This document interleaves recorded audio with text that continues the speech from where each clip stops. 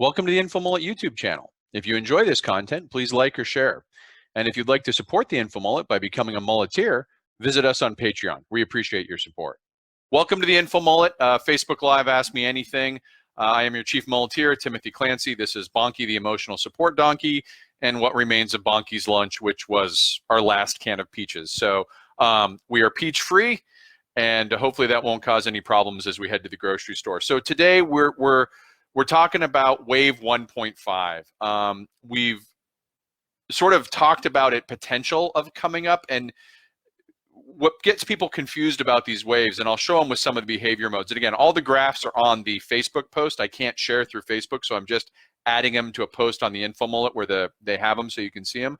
But a wave in a pandemic or any viral contagion is a straight up and straight down over time. It's a complete wave that shows an increase in daily cases and a decrease. It's an up and a down. And when we talk about waves traditionally, we talk like in the 1918 Spanish flu influenza or pandemic, you would have wave 1 came in the spring, was up and down, and then there were a couple months pause, and wave 2 was a separate wave that came separately up and down. What I'm referring to as wave 1.5 is that we haven't even completed our first wave up and down from when we have this second rolling wave coming through. And the cause of that is because, at least in the United States, we have this entire patchwork of responses. Every state's, or the state coalitions or the state packs that I was talking about on Saturday, is really doing a lot of their own things. So it's not that there's one response that you can see up and down. What you're seeing is the nationalization of the pandemic. It's really moved now, and we're really seeing the effect of reopening that's been for about 2 weeks now. States have begun reopening, and we're seeing broad-based increases in case counts in areas we didn't see them before, rural areas, small town areas. And I want to go over today what the ramifications are of that, and then also some other, we've talked about some of the other countries, how they're doing the reopening, give some samples of that. So, good to see you, Valeria, Ed, Lindsay, Jay, good to see you, Jeff. So probably the first thing to look at is the death chart that I just put on the InfoMullet post. And again, I can't share the chart here, but if you look at this death forecast, it was the forecast that were done, my forecast, the InfoMullet forecasts were done at the beginning of March, and they're labeled number 1 through 5, and there's 2 versions of 5. And the IHME is the actual University of Washington model that was used by the White House during March, which convinced the White House to begin taking this seriously. And I took the IHME forecast at March 30th, froze them in time, and I projected them out over the month of April and into mid-May. So we're right now at about the end of that time period. And what's amazing to me is how close the deaths have matched the mid-range forecast of IHMEA. You can look at that red line that's advancing over time, and it's been a little lower, but it's been a higher. It's not been a perfect match, but it's landing almost on a dime to where they forecast in late March we would be by this point in time. And it gets to the reason why I freeze these forecasts in a point of time.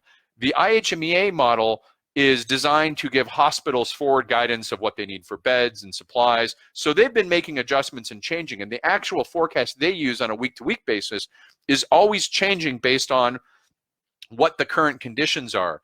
But by taking that forecast and freezing it in late March and been tracking it the entire time, they made an assessment in late March that some states were not social distancing, others were, and they predicted about 80,000 deaths, which is right now right where we're at in their mid-range. They had a high and a low too, but they're just about on top of that mid-range. And what we're seeing now is these deaths are no longer just coming from superclusters like New York or New Jersey. They're coming from all over the country. And unfortunately, we're not seeing a decrease. I track this every day. If you look at the chart that's underneath the death forecast, it shows the daily death totals, which is how many deaths we have per day. And it's got a 5-day moving average as the red line, and it's got every day as a column. And you can see we've been kind of oscillating downwards, but we're still kind of in the 1,500 on average range. We've been going for anywhere from as low as 1,000 to as high as 2,000. And over time, that midpoint's dropping down. But this isn't a good news story, because if you think about it, 1,600 people died yesterday from COVID-19. And that's the approximately, I don't know, 45th day in a row that over 1,000 people have died, at least, sometimes as much as 2,000. So what we're seeing is, as these other smaller towns and areas coming out of the supercluster, New York is no longer the major contributor. I think New York had 30,000 dead or something like that, and a large number of the cases. We're now well over where the majority of deaths are happening somewhere else in the US. And that's where I wanted to get to this wave 1.5 discussion, because states were sort of looking at this false decline that was really a factor of our testing constraints. You know, I've been talking about testing for a long time and the insufficiency of testing. As your cases go up and you're not able to test, it's going to look like you're flattening the increase rate. Well, that led to decision making and this urge to kind of reopen and declare victory and get past it. And a lot of states are now reopening right into the teeth of a major outbreaks in their area.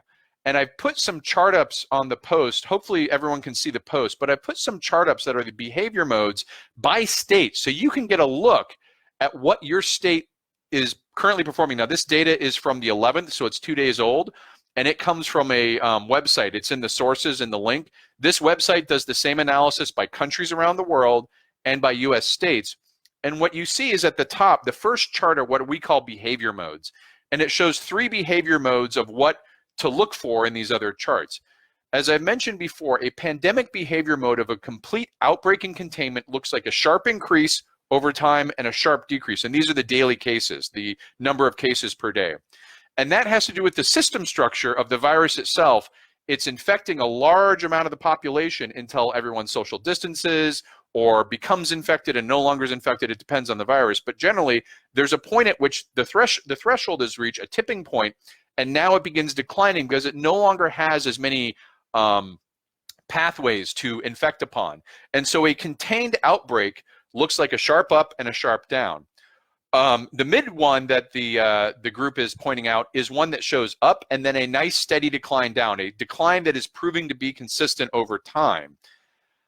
The ones that are failing, they have in red, and those are either showing sharp increases and then some mixture at the top, or they're showing sharp increases in a short trend in decline, but still a very high number of average daily cases. And you can see we've probably got 3/4 of the country are in that active outbreak status. There's only a few states that have contained it, Alaska, and they tend to be isolated. Alaska, Guam, you know, places like that, they've done a job where they've been able to isolate it. But there's, let's see, 2, 4, 6, 8. There's probably another 8 or so that are in the process of containing it, and then the rest of the states are in variations of outbreak. And this is the problem when you reopen, and even these phased reopenings, you're releasing people into the periods of time where the virus infection rate is at its highest. And we don't have, in a lot of these states, we'll talk in Germany and South Korea, how they're able to reopen and use contact tracing and things like that to manage new infections. We're nowhere near that. So this is why I'm calling this wave 1.5.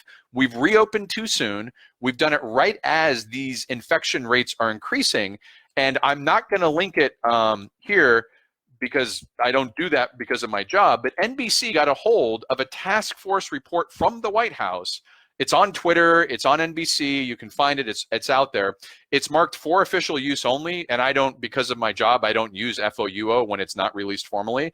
But it shows an internal task force report that showed these outbreaks happening last week, the 7th or 8th of May. And this is the task force that Jared Kushner leads. So it's not like it's buried down in the, you know, the bowels of the White House where no one gets. And so the public messaging that we're fine, we can go ahead and reopen, is being challenged by the White House's task force own data. And I think this is probably why someone leaked it. They shouldn't, I mean, it's FOUO, you're not supposed to leak that. It's not classified. It's not a crime. You're probably going to get fired, but it's not a criminal offense. It's just, you know, for official use only, you're not supposed to leak. And so there's this kind of question of, can you message away a pandemic? And the answer is obviously no. Part of that report even went down to county levels. And I'm going to put a few charts up here now to show what the counties look like. Because the states, remember, this is very localized. these outbreaks are happening. If you're in one part of a state that doesn't have a localized outbreak, you may think, oh, everything's fine, nothing's going on. But part of this task force report from the White House showed is that certain counties, and these are rural counties, that's one of the reasons it got the attention. These are not counties like in New Jersey or Massachusetts where it's heavily dense populations. These are rural areas. Now, I don't use the one that was on NBC, so what I'm putting up now are actually from Johns Hopkins University. And they have trackers. I looked up some of these counties to get independent data that wasn't coming from an unreleased leaked port. And you can see now I've just added them as pictures on the post. If you go to the post that has the charts on them. And I wanted to show a couple different types of behavior mode at the county level. And what it is the first one up there, I just put them up. Hopefully y'all can see it. Or I'll get this out. This is... That is, I just added where these posts are going so you can see these graphics. What it shows is the first one has Tennessee, Trousdale County in Tennessee, and then underneath it is Polk County in Iowa.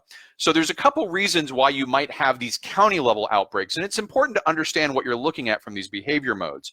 So Trousdale County in Tennessee looks like they had an ongoing outbreak somewhere, but no testing. This could be a prison, for example, that a prison hadn't been tested, or an elderly home or something like that. But the sheer volume of cases they found and the time in which they found them, you can see it just took a matter of days before they jumped up. So there's a couple things that could be they had no testing, or they had a backlog of testing that they finally processed and just dumped it all on the same day. This is the problem with some of the reporting is we're still very crude in how we report this. So if a government official has a month's worth of testing but hasn't submitted it, it can jump up in a single day. And this is one that I would kind of say, well, maybe this is an outbreak, maybe it's not. That kind of data, that vertical increase in 2 days is suspicious. But the one beneath it, which is in Polk County, Iowa, this is what it looks like when an outbreak is happening in an area. It's got a very high rate of incline as it crosses that outbreak threshold. And remember, a notional way to think about outbreak thresholds is when you have between 800 to 1,100 cases, confirmed cases. I mean, there's always more than confirmed, but confirmed cases in an area, and your incline is going very steep across that threshold, that probably means you're getting so many cases so fast in such a large area or a large population, you're not going to be able to contain it. And that's the pattern we saw in Washington, in New York, in Italy, in UK. Everywhere we've seen an outbreak, we've seen these high inclines of growth as it crosses that threshold of 800 to 1,100 people. Now, these were at country levels. What I'm showing now here are at county levels. And of course, the county has a limit of how many people are in it. It's not saying it's going to be the next New York City. But this is a real challenge because it means that surge of infections is happening very fast. And that's when the healthcare resources begin to get overwhelmed. So I put up two more ones underneath that in the county level. And that is Racine County, Wisconsin, and Stearns County, Minnesota. Both of these show that ski slope incline as it crosses the 800 to 11 threshold. So again, the sources are in the link. I'm putting up, there's an image of every state. I won't go through every state, but as you're looking at these behavior modes, obviously if you're in a state that's green, you're probably good.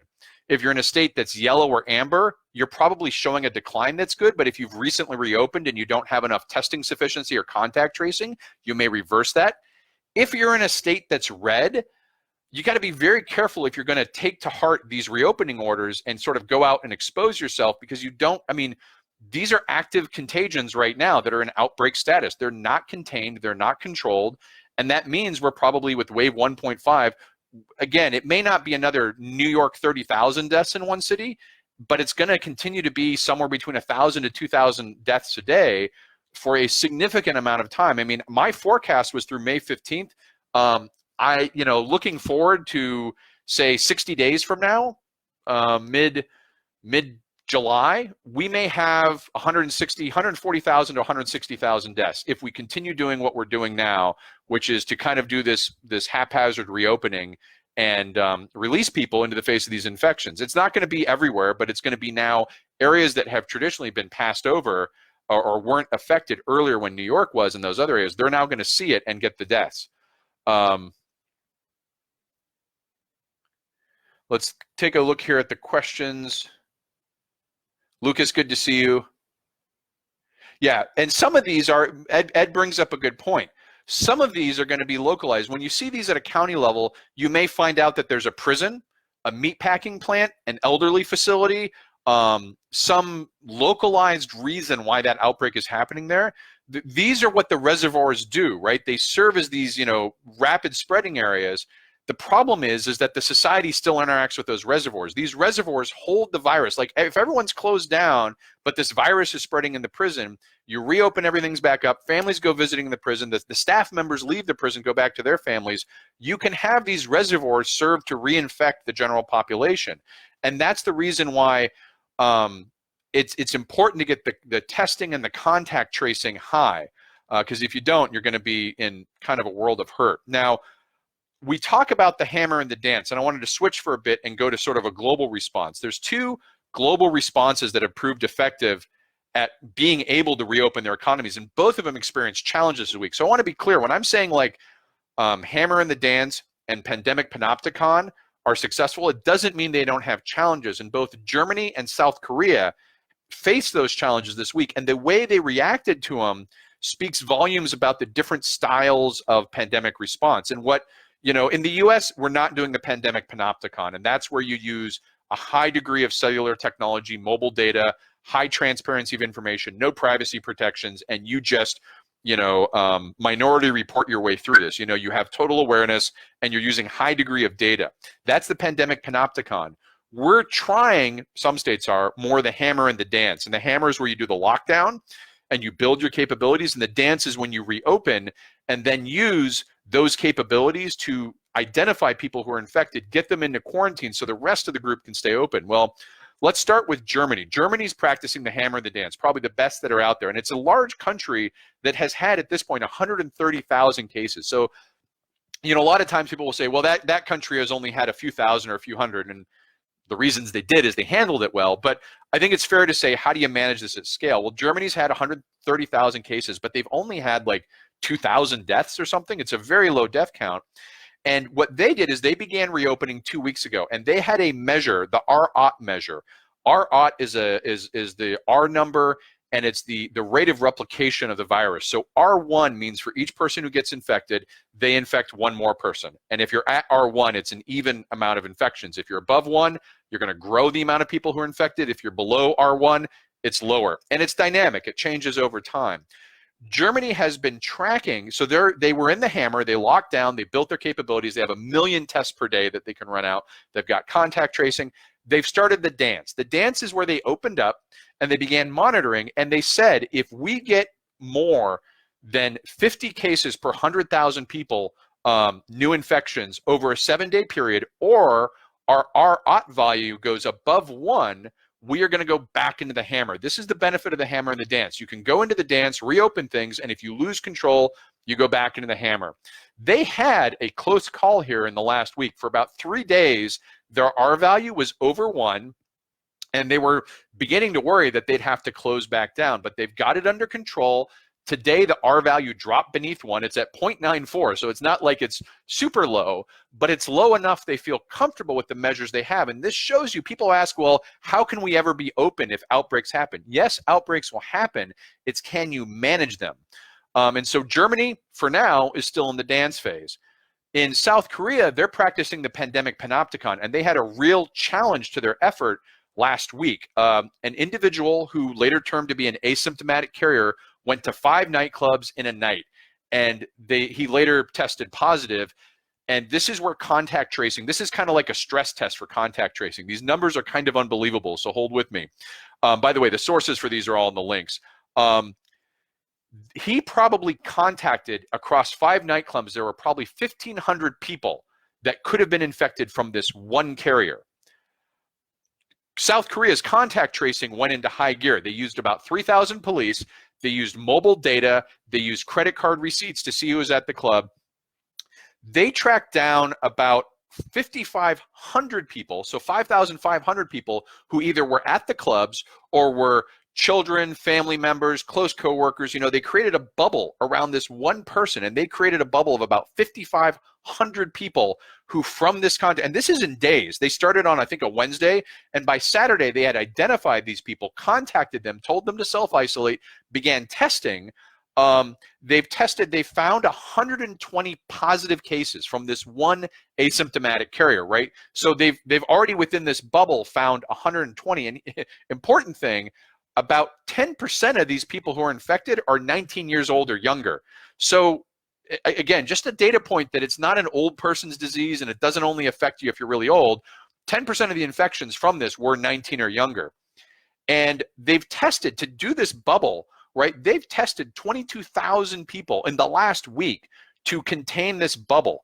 And there's still some ones they're doing, but so far they seem to have identified the majority. And again, they use a measure, their decision to that they're going to be relaxed on their social distancing as long as the daily number of new cases remains below 50, and they can track up to 95% of all infections in their contact tracing. So again, contact tracing isn't just a feel-good thing. It's a very objective, quantifiable metric. And in South Korea, they're like, if we have this situation with this club, which was a stress test, if we can trace 95% of the people who might have been in direct exposure or secondary exposure and get them isolated, we're comfortable with where you're at. Now, I don't think we're anywhere near that in the US. In Saturday, I did a update of where the contact tracing capabilities are for the different state coalitions and regions, and no state, only Alaska has enough contact tracers, I think, for its population, because you need, from a rule of thumb number is you need about 15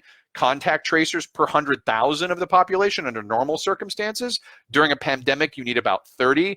Most states are barely over 15.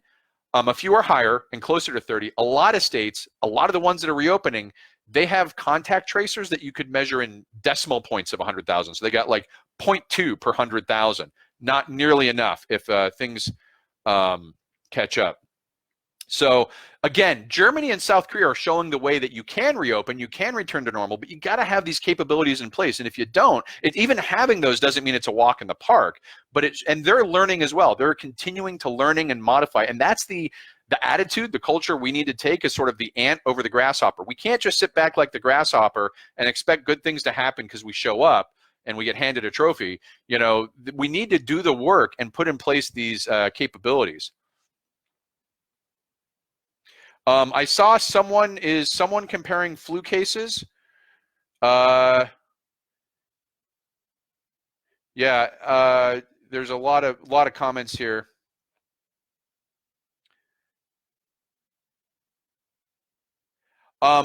Greg asks if we're just trying to flatten the curve. Does that mean ultimately everybody is going to catch it? Probably not. Even in past outbreaks, that system structure of the rise and the collapse means enough people have caught it or become distanced or something that it's not going to get to 100% of the population. We don't know with this one over time. In 3 years, if we have multiple waves, yeah, maybe everyone gets it. But the key is with the hammer and the dance, the key is to use the hammer and the lockdown to build the capabilities that allow you to reopen and get the research done to say, do we get immunity? Where are we at vaccines and treatments? And use the dance phase to survive until those things come about. The goal of the lockdown is not to stay in lockdown until the vaccines come. It's to build testing, contact tracing, all that stuff up until you have the ability to open with the dance, and then use the dance measures until those final vaccine and treatments come across. Sinead, good to see you. Leah, I'm seeing lots of good comments, discussions. Sabrina, Courtney, good to see you. I'm not going to try and comment on all the comments because I think some people are just having a discussion, which is fine. I see Randy. Randy, good to see you. And Randy, Missouri, there's a county in Missouri. I was thinking of you when I saw this. In those charts, there was in the task force, one of the counties identified was Missouri. Yeah, whack-a-mole implies that we have a good mallet and a set of holes that are well-defined where we know of these 9 holes, the mole will only come up. We're trying to play whack-a-mole with like a fly swatter in a baseball field where the mole's going to show up way over there and we got to go run over there and try and swat it. We need, the capabilities here, what constitutes playing whack-a-mole. Germany's playing whack-a-mole, right? But you have to have that testing capability to see where the mole is going to come up. That's what lets you see it and get to it in time.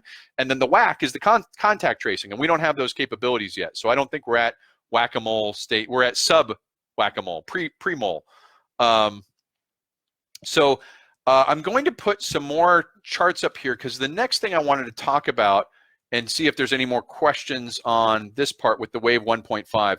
One of the ongoing debates with this staying closed or staying open is the impact this has on the economy. And there's a question of the government shut down the economy.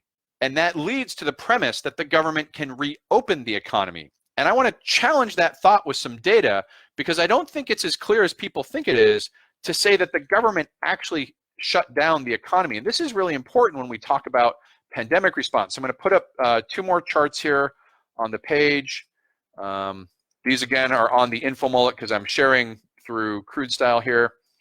All right, the first chart, both of these come from Cubic cell phone data. And what Cubic does is Cubic tracks location data using mobile tracking devices, and it kind of tells how many people are going outside the house, how far they're going outside the house, and they've done this for years, so they have year-over-year comparison. And what Cubic is now doing is releasing this data with a big caveat. It wasn't designed for this, but data analyst groups like 538 or the New York Times are taking this data and doing year-over-year comparisons to understand, same time as last year, are more people staying at home or are they going out? And what's very interesting about this data, so this is, remember, most people who talk like they're in favor of capitalism have no idea what they're talking about. They'll say things like the government shut down the economy and the government can reopen the economy, and that's not the free market. Like, the chorus definition of the free market is people pursuing their own self-interest. And part of those self-interest is not dying, okay? So when this happened in March, if those who remember on the info mullet, I put an article up, I think it was March 21st, and I referred back to a week where it felt like everything changed. And it turns out that was right. March 14th was the date that America shut down. We've been able to go back in time. 538 did it. And at that point, a majority of people in a majority of states began self-isolating. This is well before. The only states that had done lockdown orders at this point is Washington had issued one early in March because they had been hit pretty hard. San Francisco had not yet issued a state, or excuse me, California had not issued a statewide lockdown, but San Francisco, Oakland, and a few large cities had begun to lock down, and New York was still a week or two away from locking down. So on March 14th, though, and this was red, blue, north, south, rural, these states, people began isolating themselves. Well, why is this? The government didn't tell them to do it. It's because the economy is based off confidence and self-interest, and people were seeing, let's think about what they were seeing. They were seeing Italy collapse. They were seeing the tweets and information come out. They were seeing how real this is. It's not just a thing that's happening, you know, in some faraway land that we can't relate to. It's happening in Italy. It's breaking out in Europe. They were seeing the cancellation of major sporting events. I think what really drove home a lot of this is when, you know, sports leagues started canceling their seasons. Music venues canceled South by Southwest. You had a disastrous press conference on Wednesday night in the White House, which was version 0.5 of declaring victory that didn't work very well. The stock market dropped something like 20 or 30% in a week. All of these things hit together in March, and people, not the government, people closed the economy down. They began retracting to their homes, moving out of everything they could. And this begs the question, if a government isn't the one shutting down the economy, can the government reopen an economy? This is a little bit murkier. So you could draw from this that people weren't waiting for the government to tell them what to do. They were already removing themselves from harm's way. Not everyone, it's, you know, a percentage. But this begs the question, what's happened since the reopenings have been announced? And it appears that even though the government can't tell people, you know, people weren't waiting for the government to tell them to begin social isolating and distancing. They are responding to the assurances that it's safe to reopen. And this presents the risk of the reopenings. It's sort of like in an unusual crisis shock situation, people revert to avoiding harm. But as time goes on and they get a little bit more acclimated, they're going to look to institutions to guide them. So when a state says it's safe to reopen, the evidence shows that some of those people are taking that to heart. And you can see on the New York map, it's spread out between, I think, 4% or 12% increase in moving away from home since the reopenings. Now, this is not the same as saying everything's back open 100%. Some areas maybe. There's still a lot of people that are self-isolating. And it gets into this question of who really controls it? Is it going to matter if a state says we're reopened, but the deaths are high, the infections are high, people are staying home? And this is the consequence of these sort of like grasshopper approaches. You're trying to message an externality. They're trying to say, go ahead and reopen. There's no problem. People are going to go back and take that to heart and begin reopening. Restaurants might reopen, but there's going to be no customers for the restaurants. Or there may be a couple days of customers, but these new numbers come in, the deaths spike up, and all of a sudden those restaurants are back. We may see states having to close themselves again by the end of May, if not sooner, or early June.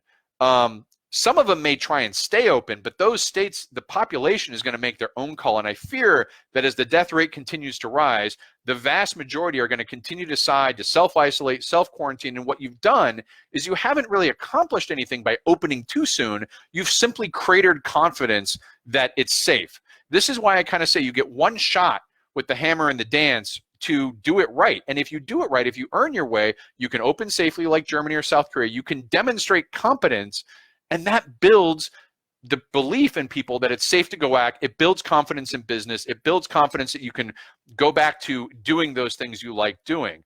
And right now, we are not performing well in that regards at all. And I really do feel that the latter half of this month, we are already seeing the consequence of wave 1.5. What we're going to start seeing is the death rate increase. So Greg's asking, can the government keep the economy closed? The government does not decide the economy. That's, I think, is the false dichotomy people have. In a free market, the government can advise, but ultimately the consumers and the business owner. I mean, look at the major institutions and private companies. The California Public University, South California, one of the largest university systems in the country, if not the largest, announced last night all classes are online for fall. They're making a statement that they are not going to reopen for the fall. Major companies are saying, well, we're not going to reopen unless except essential employees only. They're adopting this new change model. And to your point, Greg, about who can say whether the economy is reopened or not, even within the federal government, there's a big split that's occurred. And I watch this because I'm a contractor. I do federal government work. You know, I watch these things. The White House is saying, go ahead, reopen, start traveling. But if you look at the top 3 federal departments by size, the big folks in the federal area are the Department of Defense. It's the largest employer in the U.S. It employs 2.8 million people between service members, civilian staff, and contractors. Then you look at the State Department and Health and Human Services. Those 3 as just examples. All 3 of them still have travel bans, mandatory face masks, minimum essential personnel as necessary on site to maintain duties. Those departments are not conveying that it's safe to reopen. So people ask, who should I watch? You know, some people pick Disney World. Like if Disney World reopens in Florida, that tells me it's safe. That's fair. It's a well-known company. It deals safety. I'm watching the Department of Defense. The Department of Defense has a travel ban where you cannot travel unless it's absolutely essential. And this is a huge impact because usually the Department of Defense is sending millions of people traveling around in a given year. Family members relocating, service members deploying to new duty, troops rotating and relieving other troops, what's called TDY, a temporary duty assignment. All of that travel is stopped. It takes a commander's specific explicit approval to get travel. And I don't think the DOD is going to lift this travel ban until mid-June. So if you think about it, if the DOD is saying we don't feel comfortable shipping our folks around, but the governors in the states are saying, hey, go ahead and open, that's just a disconnect. And I think you're going to see play out that at the end of the day, it's the people who decide whether they feel safe or not, and it's the people who drive the economy, not any government decision or order. And so that's kind of, yeah, it's this question of how opens the economy. What I think can happen is the government can, you know, jump the gun and gives a false sense of confidence. And that's going to be a tough reality check for a lot of people who are listening to governor orders to go back to work as this wave 1.5 comes through. And again, it's in rural areas, it's in areas like that. I'm not saying that we're going to have another super cluster like New York, like people looking for another 30,000 to die in 3 weeks. The only place that's going to happen is probably Los Angeles, maybe Chicago.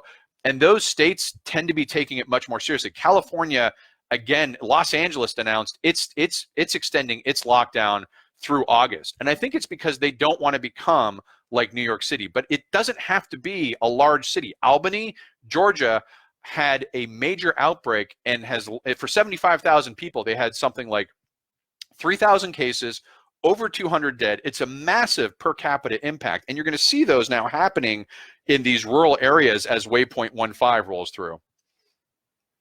So let me see if there's questions. Michael, good to see you.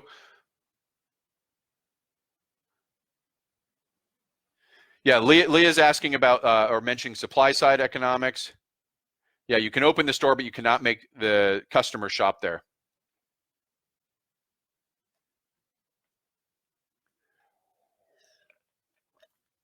And so the question, the final part I have for presentation before we just switch to questions is people are like, okay, my state's reopening. Thanks, Tim. You just gave me nightmares. What am I supposed to do?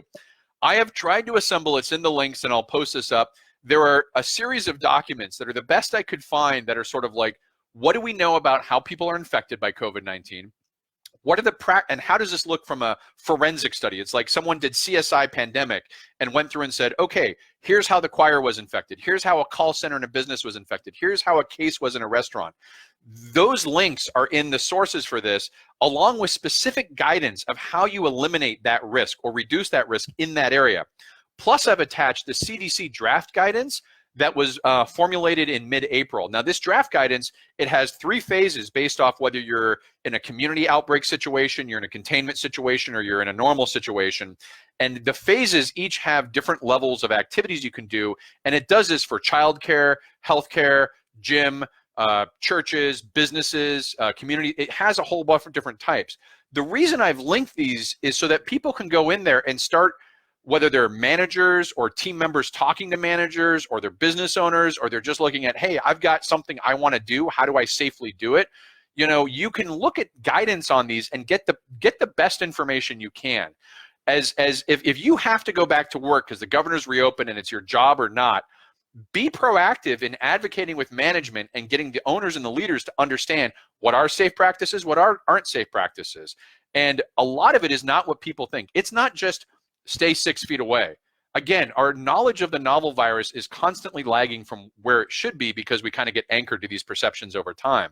What causes risk is the amount of volume people are speaking at or talking, which is, think of it like an acceleration. If I'm shouting, the droplets are going to go farther. The time in which they are speaking, so after this Ask Me Anything, you would not want to be in this room as I've been talking this whole time, right? And then the distance does come into effect. But for example, a choir was in a single choir, maybe 60 people, was in a facility the size of a volleyball court, right? It's not a small facility. They were singing throughout the whole night. 75% of that people in the choir got infected. So, I mean, obviously you're singing, you're projecting, there's lots coming out. Anywhere you have a restaurant, you know, they have a schematic in that thing about tables and infection. Anywhere you have people in close proximity for a sustained period of time, and there's lots of talking going on, that's going to be a high risk of infection. There's also surface infections that are a lesser risk, but still a risk. And again, don't think that just because sunlight may harm this thing, there's a misunderstanding that, you know, and the president's kind of aided this, that sunlight will eliminate this immediately. The virus is in your lungs. It gets out when you speak. If you're standing next to someone, the sun's not going to zap it between the time it gets to your mouth to theirs or the cloud around it. It may do it eventually, but I would not rely on sunlight. I mean, there have been outbreaks now in countries with lots of sun. So again, those documents are in there so you can get your best practices and sort of create your own solutions or advocate for solutions. I'm doing a lot of work with elderly facilities and small nonprofits to say, here's some ideas of, if you have to do it, here are practices you should take. Will, good to see you. Nikki, yeah, I'm seeing people describe their different state experiences. This is great. Yeah, people are going to probably, the whole masking debate, it's going to become less of an issue over the summer as more people die. It's going to become one of those things. Yvonne, good to see you. Yeah, Lucas, the question of where the person was in the choir, those are the things that are interesting to me, but I wouldn't want to be the one who runs the placebo test. Like, okay, everyone, here's the 2 groups of infected people, and we'll put Bob, the monkey vector 0 in the front, and Jim, monkey vector 0 in the back, and the 2. I would not want to be in that blind test to see who is going to. Yeah, New Orleans. So Lucas is talking about New Orleans for heat and humidity, but I'll also mention Brazil, Bangladesh, India, Pakistan. These are hot places, okay, folks. Very humid. It's not like we're seeing these outbreaks happen, and it doesn't seem that heat and humidity is having that much of an effect on them. Okay, I'm going to scroll back through and see if, again, ask any questions. That's all I had to present. I'm seeing some good discussion. Yeah, elderly facilities, I learned from Tyson a good trick that I passed on, that fire crews are actually teaching the elderly facilities how to use the stretchers and staying outside the building, sending the stretcher in to reduce the potential of infecting an elderly facility.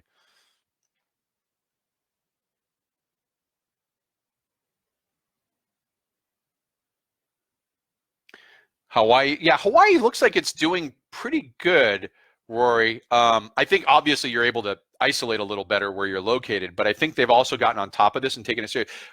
As I mentioned in over the weekend, Eastern Europe has done much better than Western Europe on this, and it almost seems that those areas which know in advance they can't rely on broad, huge healthcare infrastructures, which are really well built and really well respected, have taken it more seriously. Like Alaska, I was surprised to see how Alaska is tops on everything. They've contained the outbreak. I mean, fist bump to my sister because she's working up there as an infectious disease specialist. Maybe she has something to do with it. But states like Alaska and Hawaii, they know they're on their own, right? It's not like you're going to get the USS Comfort out to Hawaii anytime before 2021 if something goes wrong. So I think places that know they can't fall back are probably being a little bit more aggressive in how they're dealing with this. And that seems to be the case in East Europe versus West Europe. Also, East Europe was a little bit lagged. They got the infections later, so they were able to see what happened to Italy, France, Spain, Switzerland. But definitely people are learning from this. Yes. Ed Cook asked, summer camps are getting canceled all summer around the country. Colleges are talking about staying virtual in the fall. What's your feeling on the odds that we can reopen primary schools in the fall? I'm betting they won't reopen. You heard it here first. Infomullet makes a call. I think the death rate, think about opening. The decision to reopen in fall is backed in from a simple planning standpoint. They got to make that call sometime August, July. There's things that have to happen. I don't think because of wave 1.5, I don't think there will be the comfort level of that we've got this thing licked to be able to make that call in July with confidence. Because remember, as deaths go up, people's concerns, and we close again perhaps, people's concerns are going to rise. They're going to want more evidence. Alongside that, so we have the wave 1.5 effect for school reopening in fall. Alongside that is the increasing research of how this affects children. We know children are now carriers. We initially thought maybe they weren't. That's debunked. They're just as effective at carrying it as adults. We know children get sick from this at much lower rates, but it is a rate. Saying 1% out of children are going to get sick and hospitalized, or 0.5%, sounds like a low number until you're looking 500 parents in the eyes and saying, 25 or 50 of your kids are going to end up in a hospital if reopened. That is a very tough conversation to have, and I don't think a lot of parents are going to be willing to make that decision. The other one is the Kawasaki-like syndrome. This is an incredibly rare syndrome that has been associated with coronavirus in the past. This is not, I call it Kawasaki-like because it's not actually Kawasaki, but this is something that seems to be affecting 6 months to 16-year-olds mainly. So it's affecting the children, and it seems to be related to COVID-19, puts them into pulmonary embolism and really bad straits, shock, septic shock, things like that. It's not well known what's going on. They've only found 100 cases in the US, but they only started looking in the last 3 weeks, really in the New York, Connecticut area. There's been a couple dozen in the UK. So I think, again, as we go into July, we'll have this combination of increasing death rates and lack of confidence that the reopenings didn't work because we didn't do what needed to make them work. Increasing understanding that kids can carry this, they can be spreaders, and the knowledge that the Kawasaki-like syndrome is out there to some degree. Now, other countries, what they're doing is they're allowing places to reopen that serve essential workers. They're using a phased approach to things like school and daycare, like Canada has, and this was in the CDC that was sort of denied. They had phase 1, essential workers' children are allowed to be in daycare because it's a smaller group, you can manage it better, and you need those essential workers to have some sort of daycare so they can go back to work. So it was a phased effort, and we may see that happen. But I don't think we're going to have a lot of primary schools open in the fall unless we have a radical turnaround. I would love that if that death rate goes to zero, wave 1.5 filters out, and the bald part on the back of my head starts growing hair again. I will be thrilled to be wrong, like I've never been thrilled before. But I don't think that's going to happen that much. Let's see here. Other comments, questions. Yeah, Rory, you asked about daycare centers. I think I answered that. The answer is yes, they can. The specific numbers of the study is that children only get infected 1/3 of the time, but in a daycare setting, they have 3 times the contact, so it washes out.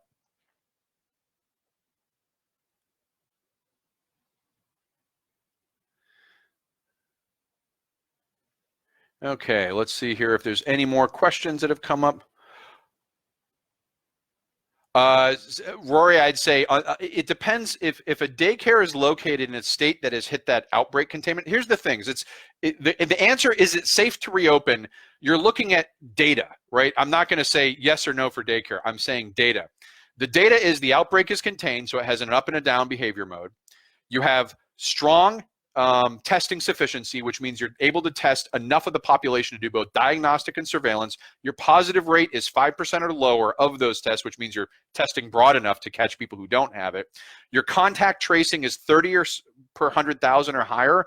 At that point, you go into the dance. And I think in the dance, if like Germany's opening up daycare and schools, they're looking at it.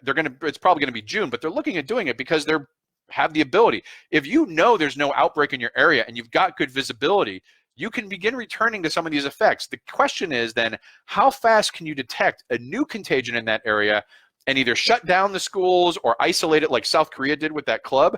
If you can show that kind of capability where somebody goes out and within 4 or 5 days you have a bubble around 5,000 people in a country of 70 million, and you've isolated them, then the rest of it can stay open in to greater degree. Some things are going to present intolerable risks. I don't think daycare centers are going to be an intolerable risk, but like elderly centers. Elderly centers, the risk of a contagion getting into an elderly center, what happens then is so, unless we've surge capabilities, I don't know what's going to happen with elderly centers and long-term care facilities, things like that. I don't see that having a really positive story. It's probably a discussion for another time, but daycare centers, if you meet that criteria, it's probably safe. No state right now in the country meets that criteria. Hawaii may be the closest, but it hasn't met it yet. Yeah, Ivan, thank you for the first-person relation of Croatia. Ivan, do you know if Croatia is going to join the Germany, Eastern Europe sort of travel bubble? I think Czech is looking at it. Austria is looking at it. I know the Baltic states are looking at it to create kind of a tourism bubble. It includes Greece, Cypriot. It includes areas that have done well, so travel can begin over the summer, excluding places like the UK, Spain, Italy, things like that. I don't know if Croatia's in that group.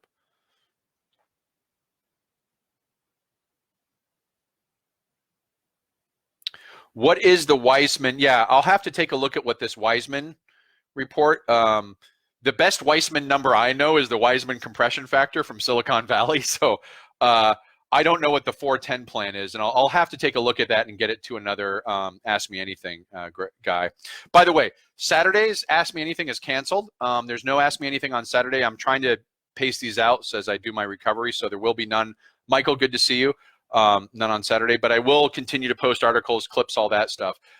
Checking now, we're at the top of the hour. Any more questions? Give it a couple minutes. I'm glad to see everyone here, 40 people, great. Hope you're all safe, and for those who have been infected, hope you're recovering well. I know it's a long journey, trust me, I'm living it, and hopefully everyone's practicing. There's a lot of people out there who are being kind of jerks about it, but do what you need to do to be safe and stand your ground. The data's on your side. And it will, I think, gradually awareness. It's always hard with the media spotlight to know how much of the country is really thinking the pandemic is a joke. We look at the data of who is in favor of staying shut down, who is taking it seriously. It still remains the vast majority of people are still taking this seriously. And as that death rate continues, I think that will only increase. That doesn't mean the political decisions are going to reflect the will of majority. They almost never do in lifetime, but that's why there are elections.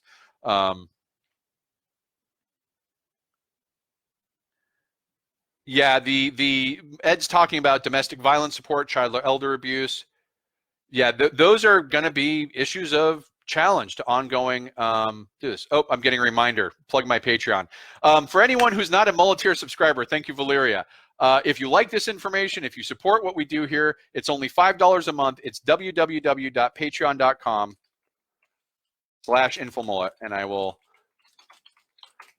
There you go. Go to the Patreon, click the button. We appreciate all our Patreons that are out there. It helps it going. How is my recovery doing, Nikki? I'm walking twice a day, so I'm building up endurance and duration. I used to walk 15 to 20 miles a day. I'm probably walking 4 to 5, maybe 6 a day now. I'm doing it outside because my treadmill's still broken. But my pace is slower too. I used to walk 3 miles an hour, which I knew because it was on the treadmill. I'm probably walking 2.5 now. So if I walk too fast or I walk too far, I can feel this burning sensation in my lungs that are like when you get a bunch of cold air in a mountain environment, you take in too much cold air, or you really exert yourself, except I'm not really exerting myself. I'll also get red in the face. Some who have watched as it gets too long in these things, I'll get red in the face and start to act like I'm drunk. So I will be cutting this off soon before that happens. The good news is those conditions are sort of, I'm able to walk farther, I'm able to walk faster, I'm able to talk more, which I'm sure everyone loves hearing my voice because I like talking, but it's getting there. It's just very, very slow.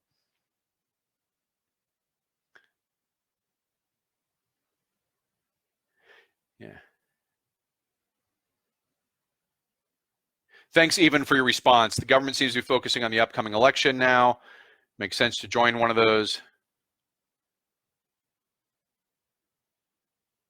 Yeah, Nikki's talking about the CPS referrals in Sacramento County.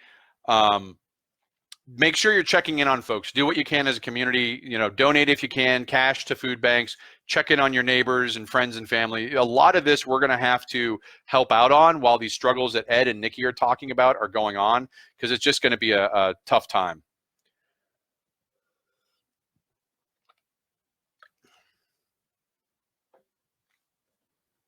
All right, everyone. Thank you very much. It's the top of the hour. I appreciate everyone's support on the Patreon. Hope everyone's doing well, and that if you have loved ones or something, they're either recovering or getting better, and that, again, if you can, stay inside. If you can't, wear a mask, be distanced, be safe. This thing isn't over yet. We're in the middle of wave 1.5, so take care of yourself, everyone. Goodbye. Thanks for watching the video. Hope you enjoyed it. If you'd like to follow the InfoMullet, visit us on Facebook or Twitter. And if you'd like notifications when we post new video content, click on the red subscribe button below the video. If you've ever wanted to become a muleteer and support the InfoMullet, visit us on Patreon. We appreciate the support.